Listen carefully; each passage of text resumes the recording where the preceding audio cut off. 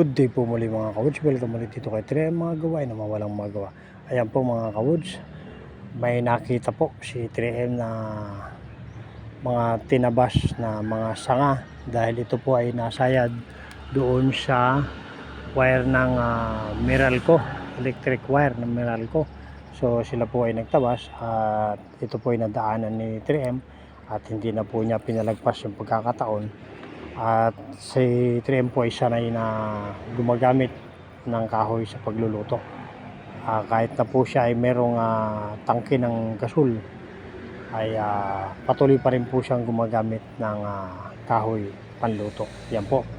At habang nagpapahinga po si 3M sa pagpapatuyo ng pangalawang poste na kanyang ginawa, ay sisimutin po muna niya itong mga kahoy na to, at isa rin po ito sa pamamaraan ng pagtitipid ng LPG, lalo na ngayon ay patuloy ang pagtaas ng mga presyo ng bilihin, mga pangunahing bilihin, kasama na po ang LPG, ay sapat na po itong mga panggatong na ito na makakatulong sa ating sistema ng pagtitipid. Maraming po salamat at magandang araw po sa inyong lahat.